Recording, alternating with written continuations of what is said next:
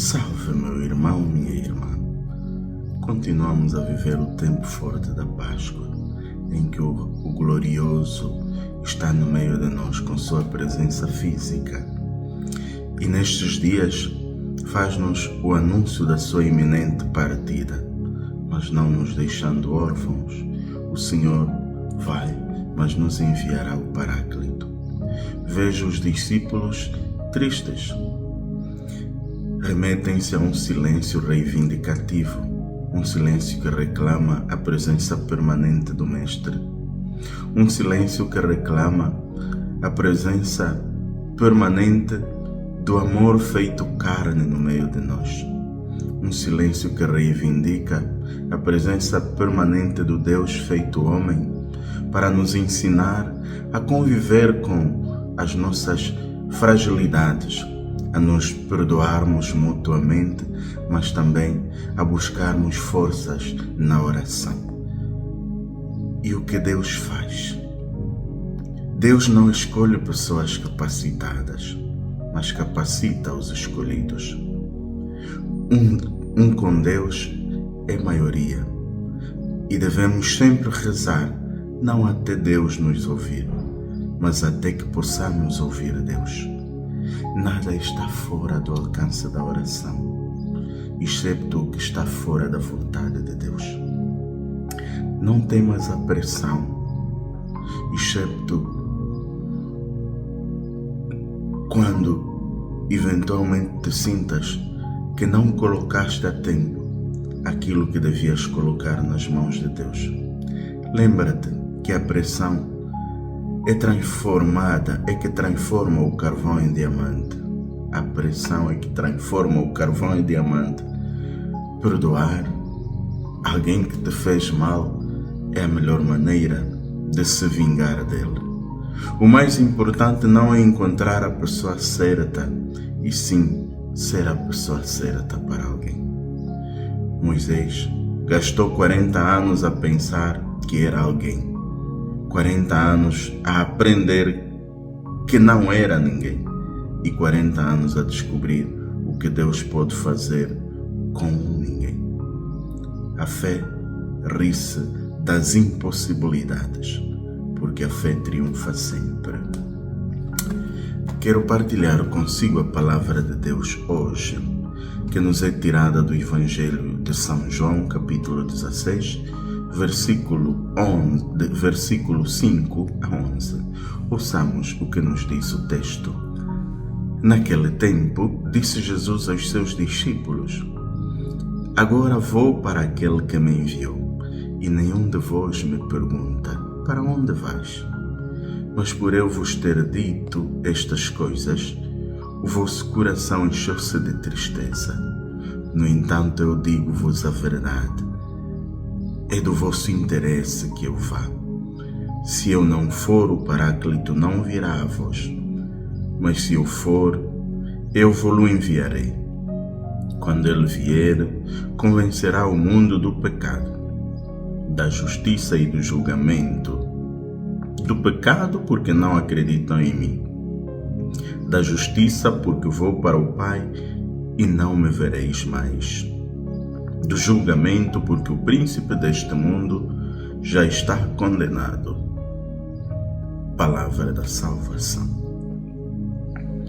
Vejo a tristeza de Jesus ao ver os seus discípulos fechados num silêncio absoluto, como uma forma de reivindicar a sua presença no meio deles.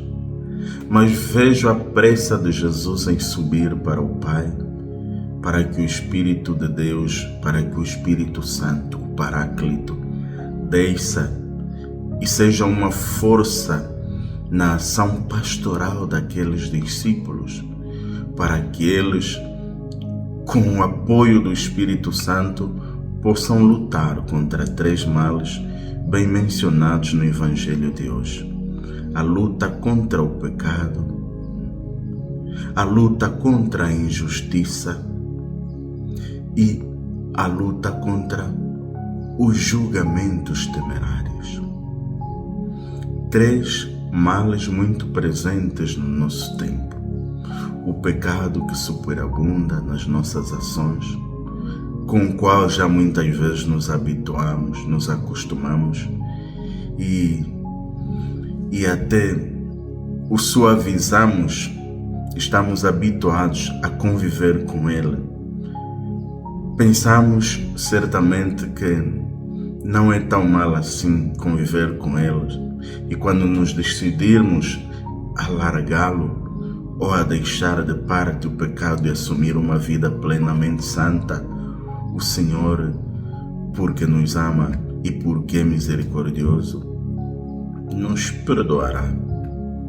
Mas São João Paulo II nos ensina a lutarmos contra o pecado todos os dias da nossa vida. Claro que não apenas São João Paulo II e muitos outros santos, mas São João Paulo II nos ensina a confissão permanente. E dizia São João Paulo II que a confissão para quem quer ser santo deve ser todos os meses, quanto menos uma vez por mês, quanto muito de 15 em 15 dias. E se abrirmos o coração à presença do Espírito Santo que o Senhor nos enviará, certamente Ele nos convencerá a fazermos do confessionário um lugar privilegiado, não apenas para desfazermos-nos dos nossos pecados, mas também para sentirmos o abraço de Deus. Um outro mal muito presente no meio de nós é a injustiça. A lógica muitas vezes nos faz pensar, a lógica humana nos faz pensar que aquilo que julgamos como certo também é certo para Deus. Vemos que há muitos praticando a sua própria justiça, fugindo do caminho de Deus.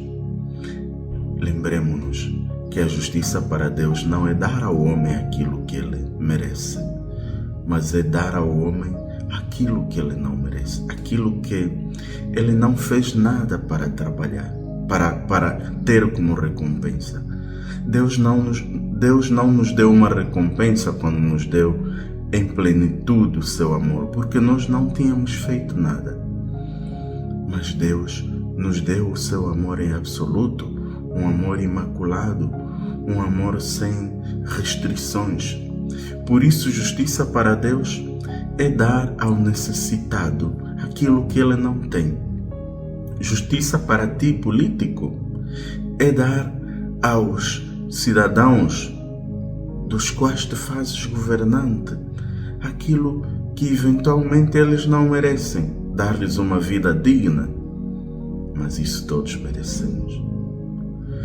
E outro bem são os julgamentos, outro mal muito presente nos nossos dias são os julgamentos temerários. Todos nos damos como inocentes e todos andamos a condenar os outros. Nossas culpas queremos que elas sejam bem guardadas, sejam colocadas no corredor do nosso quarto, bem escondidinhas na gaveta ou no armário e não sejam descobertas por ninguém.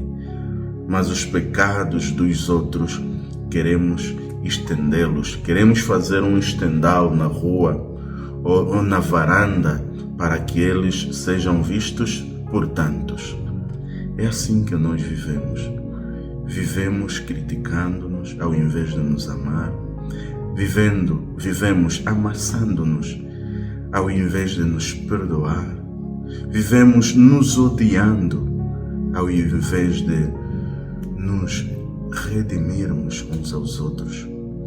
O Senhor quer homens e mulheres que sejam servos do amor, que pratiquem o amor como uma forma de inserção, mas também de cura das feridas que o tempo, como já é difícil por si próprio, já nos causa. A falta de pão, a falta de transportes públicos, a falta de acesso à escola, a falta de atendimento condigno nos hospitais, já é por si mesmo uma ocasião que nos causa feridas imensas.